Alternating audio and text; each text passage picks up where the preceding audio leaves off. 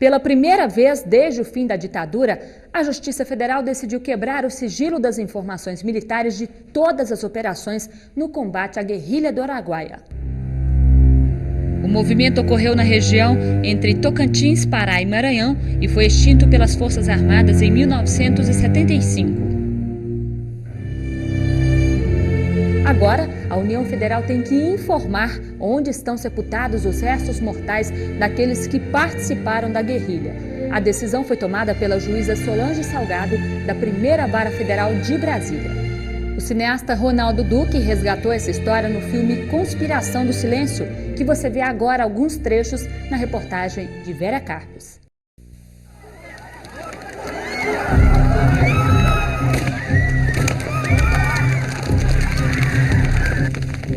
Abaixa a ditadura! Abaixa a ditadura!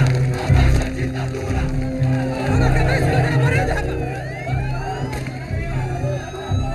No Brasil, depois de vários focos de resistência, como o de Carlos Marighella e de Lamarca, a guerrilha do Araguaia foi o último foco de rebeldia contra o regime militar instalado no país em 1964. Militantes do Partido Comunista do Brasil acreditavam na vitória de uma luta contra a ditadura e queriam criar uma província independente no interior do Brasil.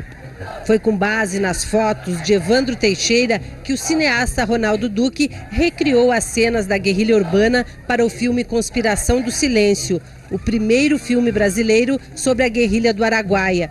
O Exército se recusou a passar informações sobre a guerrilha, mas estes documentos chegaram de forma anônima. Esses documentos falam das operações, tá? Da questão dos suprimentos, da questão dos treinamentos do pessoal de informação que foi feito, alguns aqui perto em Taguatinga, num sítio em Taguatinga, onde esses agentes de informação foram treinados a capinar, como ficar com a mão grossa, manipulada, barba, porque eles foram para lá, eles se infiltraram na segunda operação na Sucuri, eles se infiltraram como camponeses, como gente que está indo abrir negócio, e assim eles fizeram a operação toda. O mateiro Miquéias Gomes de Almeida, o Zezinho do Araguaia, era estudante secundarista em Goiânia, capital de Goiás, quando entrou para o PCdoB. Dos 69 militantes comunistas, apenas 9 sobreviveram. Zezinho é um deles.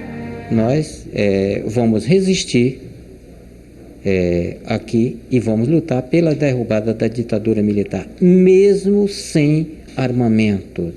Adaptados à mata, os guerrilheiros permaneceram meses camuflados. Em 1973, uma tropa de 10 mil homens, o exército usou até bombas de napalm, transformando aquela região do sul do Pará num Vietnã. Os moradores da região, que se recusaram a cooperar com os militares, foram torturados. Pelo final da tortura, que não tinha mais o que fazer, eles pegavam os testículos deles, amarravam e os penduravam pelos testículos.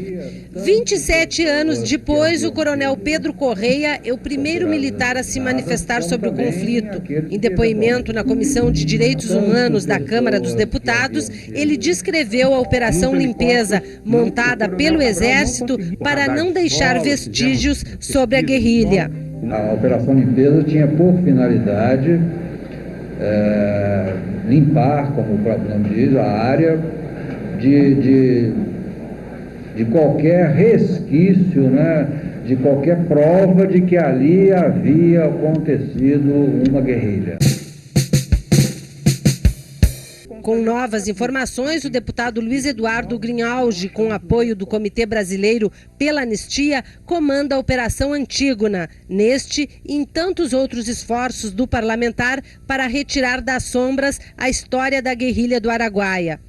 Em 2002, foram realizadas 2 expedições ao Araguaia. Deputados da Comissão de Direitos Humanos, familiares dos desaparecidos e peritos sobrevoaram a Serra das Andorinhas, onde ocorreu o conflito. Com auxílio da população, a comitiva localizou 8 ossadas no cemitério de Xambioá. 7 adultos e apenas a cabeça de uma criança de cerca de 4 anos. Destas ossadas, os peritos identificaram um homem que morreu com um tiro na cabeça. Até o projétil da arma de fogo foi recuperado. Um adolescente envolto num saco azul 3 homens e uma mulher. Outra prática comum na guerrilha é constatada pelos peritos. Este esqueleto teve as mãos decepadas. O terceiro corpo que a gente encontrou sem os punhos, o que materializa a versão de outras testemunhas de que o exército, quando matava os guerrilheiros, cortava muitas vezes os seus pulsos para fazer a identificação das suas impressões digitais em Brasília. Não foi encontrado nenhum vestígio do carpo, metacarpo, ou seja, os ossos dos punhos, os ossos da mão em geral, não tem nenhuma evidência de nenhum sinal, tanto da mão direita como da mão esquerda. Fotos dos guerrilheiros foram mostradas à população.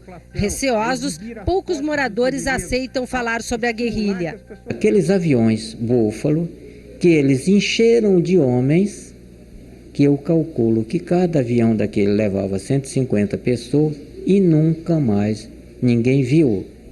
Ninguém sabe onde eles colocaram aquela população. Mas as viúvas, com os filhos, ficaram. Meu pai sumiu, ele desapareceu. Depois eu vi falar que ele já estava vindo abaixo, tinham trazido ele para baixo, tinham colocado ele num buraco, né? Daí para cá a gente não sabe se mataram onde, enterraram onde, jogaram, né? Não sei.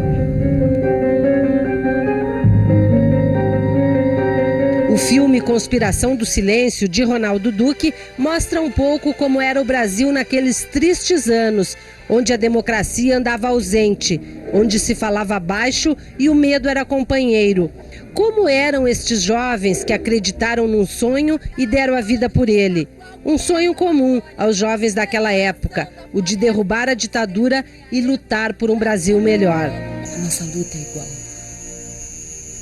As armas podem ser diferentes, mas o nosso sonho é o mesmo.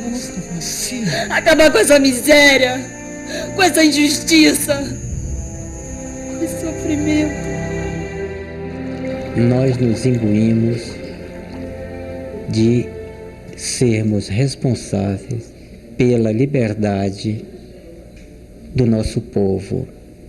E o nosso povo na cidade esperava alguém que minimizasse o seu sofrimento. Que pares de pensar el tiempo que se perdió, de las vidas que costó, de las que puede costar.